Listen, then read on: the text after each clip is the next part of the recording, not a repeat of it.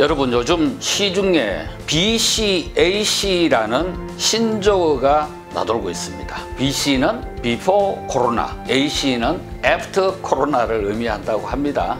이번에 코로나19 사태가 우리 전 세계적으로 엄청난 영향을 미치고 있고, 그로 인해서 우리 인류의 삶이 코로나 사태 이전과 이후에 많이 달라질 것이라는 의미에서 그렇게 표현하고 있습니다. 김병주의 단맛, 쓴맛, 이번 시간에는 After Corona를 한번 전망해 보도록 하겠습니다. 학자들은 큰 의미에서 전체적으로 봤을 때 BC와 AC 어떻게 달라질 것인가 라는 것에 대해서 세계화라는 것이 많이 후퇴할 것이다, 이렇게 보고 있습니다. 근래 한 30-40년은 소위 말하는 세계화라는 그런 프레임 속에서 굴러왔는데, 그것이 이제 많이 다시 거꾸로 돌아갈 것이라는 전망을 하고 있습니다. 저도 일정 부분 동의를 합니다. 저는 이제 푸드 전문 저널리스트이기 때문에 푸드 관련된 전망을 좀 해보겠습니다.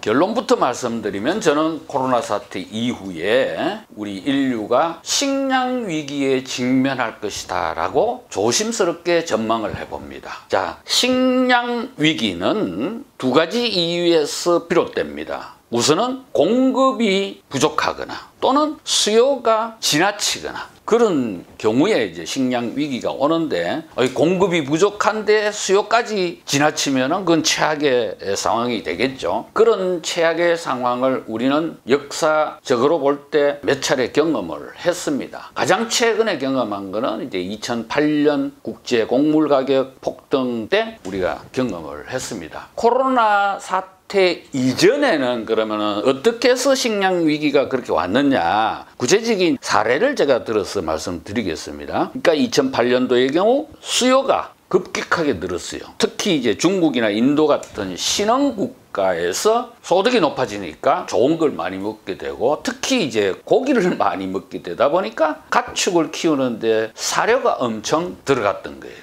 그런가 하면은 또 그때는 국제 유가가 천정부지로 이제 올랐어. 그러다 보니까 석유 외에 다른 에너지를 개발할 필요가 있어서 대체 에너지 개발하는데 곡물이 또 들어갔던 겁니다. 실제로 미국 같은 경우는 생산하는 옥수수의 30%가 에탄올을 생산하는데 투입이 돼요. 야, 그러니까 수요가, 전에는 곡물 그러면은 뭐 밀, 쌀, 옥수수 이런 곡물이 이 사람 입으로만 들어가면 됐는데, 이제는 가축 키우는데 사료용으로 엄청 들어가고 또 에탄올을 생산하는 공업용으로 엄청 들어갔던 거예요. 수요가 늘어난 반면에 공급은 지구온난화가 되면서 이 이상기후가 자주 발생을 하는 거예요. 그러니까 가뭄이 오랫동안 지속되거나 폭우가 오거나 이러다 보니까 곡물 생산성이 자꾸 떨어지는 거예요. 그러니까 자꾸 이제 수급에 문제가 생기는데, 생산성은 떨어지고 수요는 높아지고 하니까 전 세계적으로 봤을 때 국제 곡물 재고량이 계속 이렇게 떨어져 왔던 상황입니다. 그게 지금 코로나 사태 이전의 상황이에요.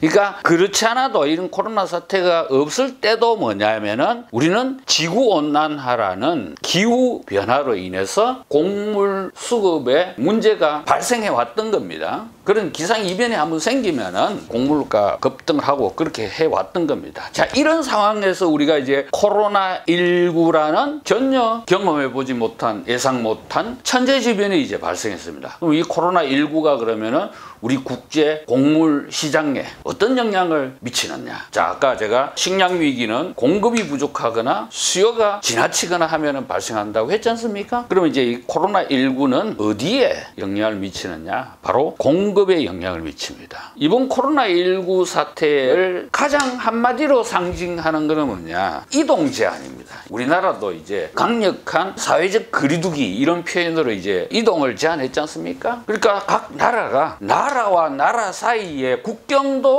차단을 했을 뿐만 아니라 나라 내에서도 지역 간 이동을 제한을 하고 있는 겁니다. 이러다 보니까 농사를 지을 사람 노동력이 부족한 거예요. 이동이 안 되니까. 그래서 예를 들면은 여러분 유럽 중에서도 이제 프랑스, 독일, 이탈리아 같은 나라가 있는 서유럽 쪽은 이 농사 짓는 데 필요한 노동력을 동유럽이나 아니면 저 아프리카에서 조달을 했어요. 그런데 이게 국경이 폐쇄되니까 그 인력을 활용을 못하는 상황이 돼 있고, 그 다음에 가장 심각한 미국도 이제 멕시코 같은 저렴한 노동력을 활용했는데 국경 폐쇄해버리니까 못하지 않습니까? 그 다음에 환자가 많이 발생하지는 않았지만은 이제 인도 같은 경우는 워낙 강력하게 이동 제한을 하다 보니까 인도의 펀자브 지역이 이제 대표적인 밀 생산 지역인데 거긴 지금 밀 수확철인데 수확을 못하고 있는, 방치하고 있는 그런 상황입니다. 자, 이렇게 생산의 차질을 우선 빚고 있고, 그 다음에 북반구 쪽은 파종 시기가 지금입니다. 4월에서 6월 사이가 파종 시기인데 지금 파종을 못하고 있는 그런 상황이에요. 이 장기화되면은 내년까지도 이게 영향을 미칠 수 있는 상황이 됩니다. 그러면 이제 생산에도 그렇게 차질이 있지만은 식량을 수입해서 먹는 수입국 입장에서는 또 한 가지 뭐 어떤 어려움이 있냐면은 식량을 수출하는 수출국들이 수출 제한까지 하고 있어요. 가령 러시아나 우크라이나, 카자흐스탄 같은 데는 대표적으로 이제 밀을 생산해서 수출하는 나라인데 그런 나라가 밀 수출을 규제를 하고 있고 제한을 하고 있고, 또 이 아시아에서는 주요 쌀 수출국인 베트남이나 캄보디아 같은 데서도 쌀 수출을 제한을 하고 있습니다. 이러니까 코로나19 사태 이후에 국제 곡물 가격이 막 오르기 시작했어요.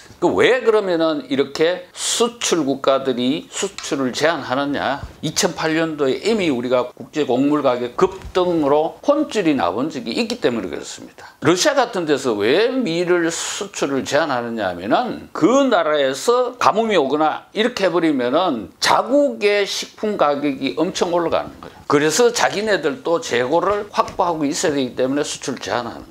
거꾸로 수입국들은 이게 공급이 더 딸릴 것 같으면 더 사재기를 하겠죠, 그죠? 그 사재기 하는 건 국가에서도 사재기 하지만은 개인도 사재기를 하는 겁니다. 여러분, 이번에 코로나19 이후에 처음 발생한 우한, 중국의 우한 주민들 봉쇄 해제되고 나서 마트에서 서로 쌀푸대 싸가려고 그 쟁탈전 부리는 걸 방송으로 보셨을 겁니다. 그 왜 또 제2의 감염 사태가 올지도 모른다는 생각에서 그렇게 사재기를 하는 겁니다. 그 다음에 홍콩 같은 경우는 식량의 80%를 수입에 의존하고 있는 나라인데 그런 나라는 마트에서 쌀이나 계란이나 이런 생필 식품 같은 경우는 1인당 하루에 얼마 이상 못 산다 이렇게 구매량까지 제한하고 있지 않습니까?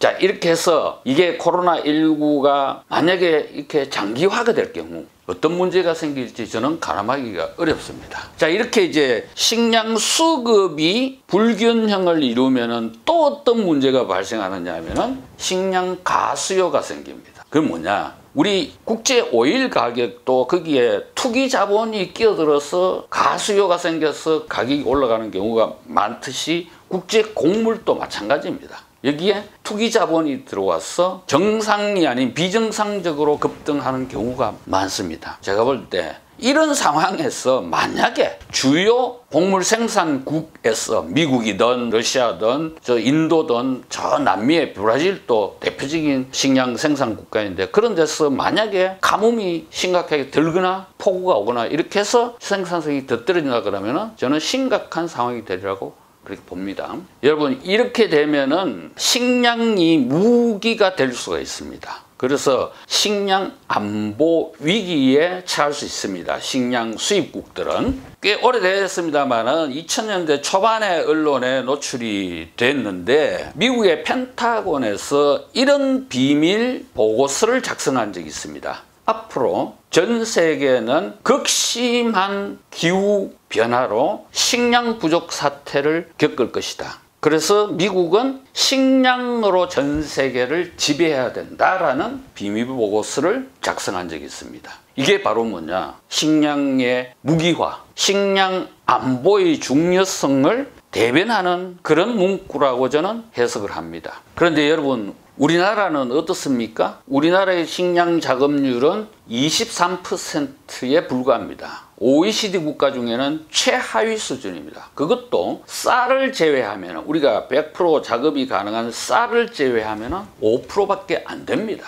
여러분, 과거에 소련, 소비에트 연방공화국이 미국에게 항복하고 무릎 꿇었을 때 소련의 식량 자급률이 5%였습니다. 지금 코로나19 이 위기에서 러시아가 왜 밀수출을 제한하고 하는지 다 아픈 과거가 있기 때문에 그렇습니다. 즉 우리나라는 그래도 코로나 사태가 환자 발생 숫자로는 이제 안정기에 접어들었습니다. 그러나 이 코로나 사태 이후에 닥쳐올 여러 가지 위기, 그 중에 이 식량 위기도 가능하다라는 그런 생각을 우리 국민 모두가 가지고 좀 지혜롭게 같이 힘을 모아서 대처하자는 말씀을 드리면서 오늘 순서 마치겠습니다.